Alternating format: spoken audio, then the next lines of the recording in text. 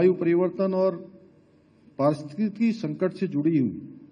इन समस्याओं से निपटने के उद्देश्य से हमारी सरकार द्वारा जलागम विभाग बनाया गया है, जो इस संबंध में विभिन्न कार्य योजनाओं पर कार्य कर रहा है। इसके साथ ही हमने प्रदेश में जल संरक्षण को बढ़ावा देने के उद्देश्य से spring and river rejuvenation authority यानी सारा का भी गठन किया है, जिसके अंतर्गत अभी तक 5,500 जमीनी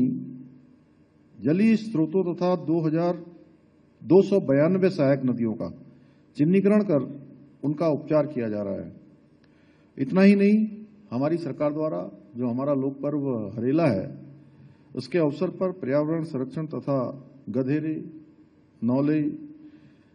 एवं अन्य जलीय स्रोतों के संरक्षण के उद्देश्य से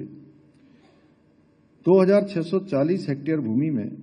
पौधारोपण का अभियान भी चलाया है। वहीं दूसरी ओर आदरणीय प्रधानमंत्री जी द्वारा देश भर में प्रारंभ की गई अमृत सरोवर योजना के अंतर्गत हमने अब तक 1,092 अमृत सरोवरों का निर्माण कर लिया है, जो हमें दिए गए लक्ष्य से भी अधिक है। ये हमारे लिए बड़े गर्व का विषय है कि देश भर में जलाशयों के पुनरुद्धार के लिए आदरणीय प्रधानमंत्री जी की इस महत्वपूर्ण योजना को लागू करने में उत्तराखंड को देश भर में तीसरा स्थान प्राप्त हुआ है। भाइयों बहनों, हमारी गैर हिमानी रेनफेड कोसी नदी न केवल उत्तराखंड बल्कि उत्तर प्रदेश के भी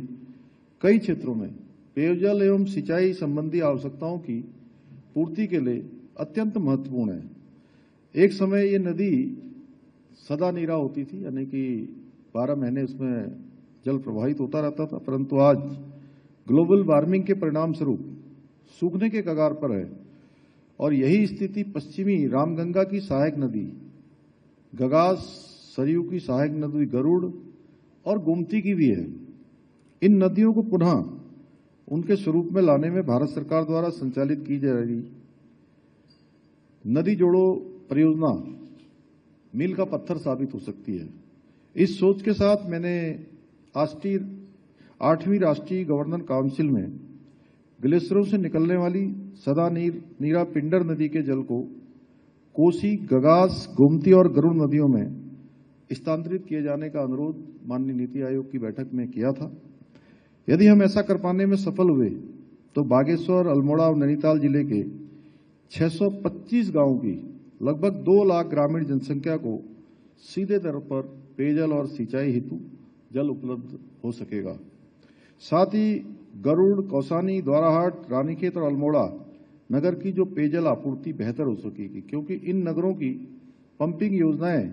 इन्हीं नदियों पर निर्भर है। मुझे पूरा विश्वास है कि ये कार्यशाला ही नहीं बल्कि संपूर्ण भारत के पर्वतीय क्षेत्रों में प्राकृतिक जल स्रोतों के वैज्ञानिक पुनर्जीवीकरण के दिशा में अत्यंत महत्वपूर्ण पहल साबित होगी। अमर उजाला जीवांजलि के सारथी की मदद लें और महाकुंभ में स्नान जरूर करें।